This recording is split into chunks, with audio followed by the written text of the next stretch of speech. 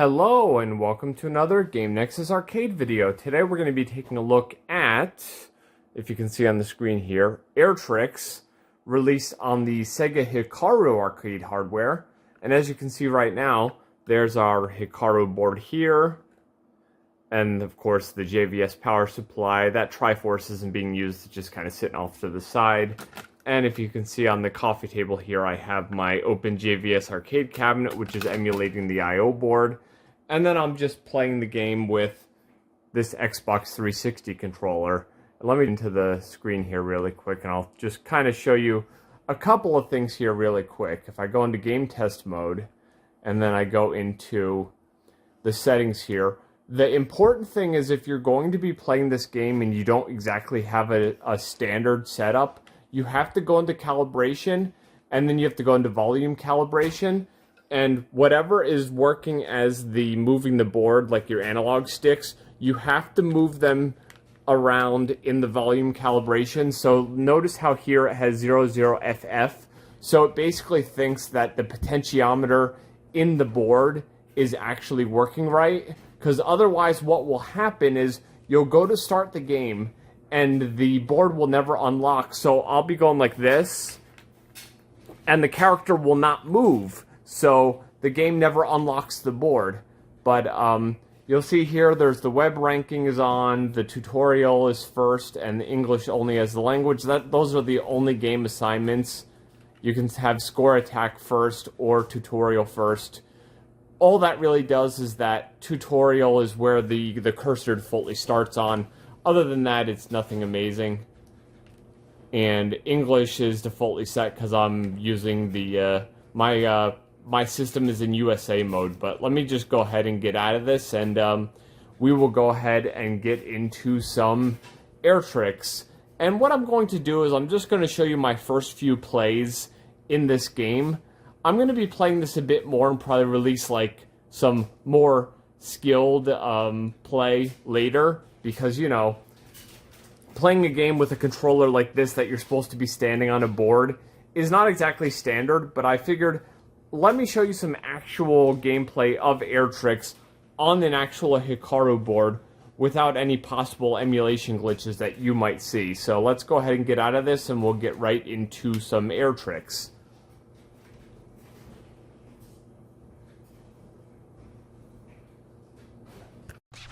Okay, and then you'll see we have a selection of characters. There are like 5 different characters. Plus I read that there are actually a couple of hidden characters. So in later videos we will be looking a bit at the hidden characters, since basically I just did some basic like gameplay here. And as I mentioned at the beginning there, the well, this guy's going to talk about all the stage, but if you don't do that thing with the volumes in the test mode, when you actually start the game, what ends up happening is you can do like the up and down motions, which are grabbing the back and front of the board. And if you see when it said kick faster there, you have to either be holding one of those or kick the board before she hits the ramp. If you don't, that's basically what happens. You'll just like kind of whiff it like that. But as I was saying, if you don't actually mess with the volumes in the test mode, what ends up happening is the board just never unlocks, because the quote-unquote cabinet thinks that the potentiometers of the skateboard controller, like that big thing in the beginning that you're supposed to be standing on, are messed up, so it never unlocks the board. But as long as you actually go into the test mode and do that, you can play. I was just talking about this one. And now this one has like multiple ramps on it. I don't know how well I do here, but in some of this gameplay I actually got some halfway decent tricks, and it was all kind of by, how do I want to call it? Just kind of by chance, because I don't really know what I'm doing in this game yet, so with some more gameplays and some more practice, I'll probably bring you some better gameplay in another video, but this was kind of a Hikaru game I never actually had footage of because I could never get those controls working because I never went into test mode and messed with the volumes. I'm just glad I ended up doing it with OpenJVS and the Xbox controller, because I couldn't imagine this game being too easy to play with my Planet Harrier's analog joystick, because, you know, there's a lot of throw in the analog joystick for Planet Harriers, whereas with, like, an Xbox analog stick, there's not much. But what you're seeing here, of course, is running off of my actual Hikaru board that runs Planet Harriers, so no emulation glitches, as I had mentioned. Everything is just running exactly as it should. So, your grade is D. You're a and as you get more points, you get a better letter grade. Eventually, I'm gonna have to do a gameplay where I like get a good letter grade and the character is happy about it. But I think the best I actually did was like maybe a D or C. And you see there was another gameplay of mine there that I had played before. But what I'm basically going to show you here is like 4 different gameplays with 4 different characters to show you, just to basically give you a general idea of what this game is like. Because it's just one of those games that it's not so known because it's kind of locked to Hikaru. This special ramp inside an abandoned factory. Cool. Ready, go. And the funny part is there are actually technically 3 games in this series. The series starts with Top Skater, which was released on Sega Model 2 hardware, and then you had Air Trix here released on Sega Hikaru. And then of course the last game in the series is Ollie King, which was made by the same developers as Jet Set Radio, but it was released on Chihiro. But this is the only game of the series I have. But if I ever end up getting Ollie King, at least I'll have that knowledge that I probably have to go into the system and mess with the volumes in order to get like the game to actually work. But this game was released in 2001 on Sega's Hikaru hardware.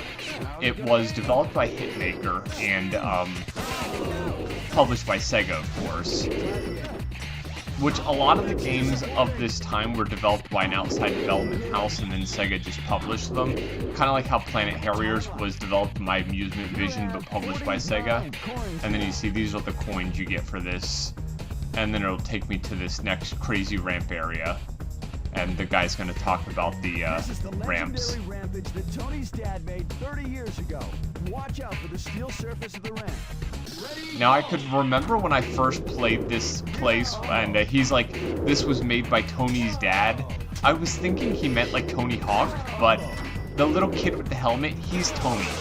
So that's the Tony's dad they're talking about. They're not talking about like Tony Hawk Pro Skater. They're talking about that little kid who you can choose as a character. But as I said, in another video I'll probably see how I can get those lock skaters unlocked, because 9 out of 10 times with any of these arcade games there's operator codes you input and then you can just unlock all the features. So I know that's how it works with Cannon Spike. You can actually unlock the hidden characters like Mega Man and BB Hood by just inputting the operator codes, and then that lets you play as everything in the game. And as I said, in any of this gameplay, if you see me do some really cool stunts, it's just by chance. Because for 9 out of 10 times of this gameplay, I'm more or less just mashing a lot of the up and down and directionals.